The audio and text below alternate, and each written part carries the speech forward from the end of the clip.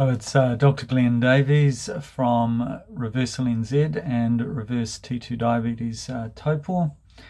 So I've been reflecting on my own performance over the last 2 years, over the time of the COVID pandemic. And I've been challenging myself to think about how I would like to be as a doctor when these challenges are over. So I've written an essay today which I've called "What Will the Post-COVID Doctor Look Like?" And I'm just going to discuss some of the ideas in this. I'm really hoping that this will be a challenge to doctors to look at their performance and think, how could we do better? But it's also a challenge to everyone, to clients, to government, to funders, just to reflect on how we've done during this time. So people repeatedly complain about their doctor. Some of it's justified and some of it's probably a reflection of the system itself. But people say to me that they don't have enough time with their doctor. People say that they don't get to see their doctor when they want to see them.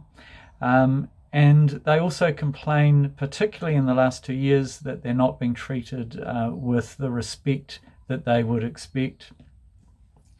So I think the post-COVID doctor will give people more time.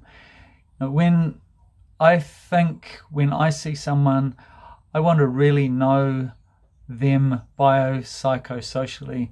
I want to hear their whakapapa, but also I want to be able to tell them my whakapapa. I want us to get to know each other, and I particularly need to know who they are in terms of what motivates them, what's important to them. Now, there's no way that can happen in 15 minutes, so 30 minutes needs to be the minimum consultation time post-COVID. And we need to be partners with our clients. This paternalistic model of the doctor being the expert and telling people what to do, that just has to stop. That has to change. We need to use this coach approach where we're walking beside our clients as partners, recognizing that they are the experts in their own personal health. And we need to remember how to listen. So I've been joined by one of the cats. We need to remember, and the dog. Yeah, so we've got the cat and the dog. So we need to remember how to listen and how to truly listen.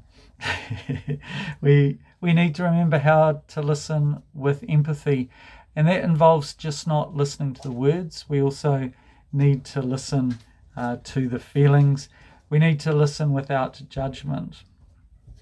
Now, we will need better tests. So I look at the integrative medicine doctors and the amazing array of tests that they have, and I ask, why are we not using those kind of tests? We need to look at normal ranges. So the normal range is just a reflection of the bell curve. It doesn't reflect what optimal health looks like. Selenium levels, for instance, the optimal level needs to be much, much higher than what we see as average. We also need to be interpreting tests differently and ordering different tests. I will always order a fasting insulin and a C-peptide. I will use uric acid as a measure of metabolic health.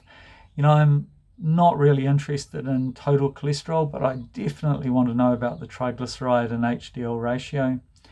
So the post-COVID doctor will also have more tools in the toolbox. Instead of just using pharmaceutical medicines, we need to be using complementary medicines. We need to be using integrative medicine. We need to be using FACT. We need to be using nutrition, and not forgetting how powerful nutrition is as a tool. We need to use lifestyle medicine and many, many more things. We cannot only have medications in our toolbox. And then I've been thinking about informed consent, and wow, how has that broken down in the last 2 years? The vaccination mandates, for example, And vaccination itself, one of the fundamental aspects of informed consent is the lack of coercion. And people who have been mandated to have vaccinations, they cannot, by definition, have received informed consent. And then first, do no harm.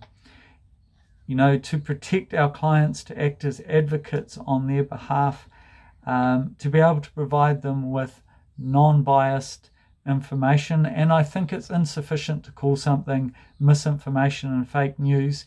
It takes a whole lot more to look at clinical information, to study it, to decide for yourself if it is true or not true, and then to be able to discuss that with your clients.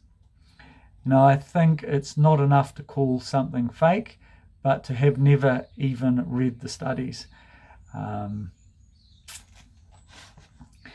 And let's look at our diagnoses. I think our diagnoses need to change dramatically. The diagnoses that we use, they are there to make communication with other doctors more succinct, but I don't find them useful. So useful diagnoses are things like inflammation, like insulin resistance, like sympathetic nervous system overload. I would far rather say to someone, you have hyperinsulinemia and insulin resistance, to say you have type 2 diabetes, hypertension, and gout. The person who's told I have hyperinsulinemia is going to ask, how do I lower my insulin? The person that's told they have type 2 diabetes is going to ask, do I need a medicine for that? And I would far rather have people thinking about the cause of the problem and what they can do about the cause than asking what medication to take. So for the doctor to work in a new way, and particularly to be able to offer 30-minute appointments, then the clients need to be different as well. They will need to be more self-reliant. They will need to take more responsibility. Now, I always feel flabbergasted when someone comes into me and says, Doctor, I know you don't like me Googling stuff. And I'm going, whoa, I require you to Google stuff. You need to be the expert in your own health. You have the most time to research your own symptoms. I want people to have Googled stuff. I want them to have learnt about it. I want them to have talked to the consultant at the health food shop, to talk to the pharmacist, to talk to a member of the community. I want them to do everything that they can to solve their own problem. I want them to come in with specific questions, not to just lay a number of symptoms on the table and say, fix me. That's old school. That has to finish. People have to be educated, prepared, have thought about it, and ideally come in with specific questions. So for the doctor of the future to work in a different way, the clients have to be different. There needs to be responsibility on both sides. And the healthcare team needs to expand and diversify. And the first part of that is the doctor accepting the expertise of the team members. The doctor has to recognize the expertise of the nutritionist, of the health coach, of the exercise physiologist, of the personal trainer, of the HIP, of the psychologist. We need to respect those skills, and we need to use the members of that team. I was also thinking the system itself will need to be different. The whole system will need to be different. And at the moment, the doctor is behaving as if they are an employee of the pharmaceutical industry, and they are not. So we need to do that very, very differently. And we need to demand more of our professional bodies, and we need to demand more of the funders and more of the healthcare system. Now, the doctor himself or herself will also need to be healthier in order to provide better care for their clients. So they will need to look at their work-life balance. They will need to look at their nutrition, their movement, their exercise, their sleep, their relationships. It's not going to work if your doctor is pale, pasty, lethargic, and overweight. There's nothing convincing about that image. As doctors, we need to exemplify what health looks like. So I believe that medicine is a privilege, that medicine is an honour, and that it is a vocation. And doctors need to advocate for their patients, even if that causes personal disadvantage. We need to be willing to demonstrate courage on behalf of our clients, and I wonder how many of us have done that during this time where informed consent has been challenged, the concept of first do no harm has been challenged. So I ask the profession, how have we performed over the last 2 years? Will we perform better during the next challenge which will inevitably come? Will we be better advocates for our patients? Will we support a new system that places the client at the centre? Will we require more from our governing bodies and our funders?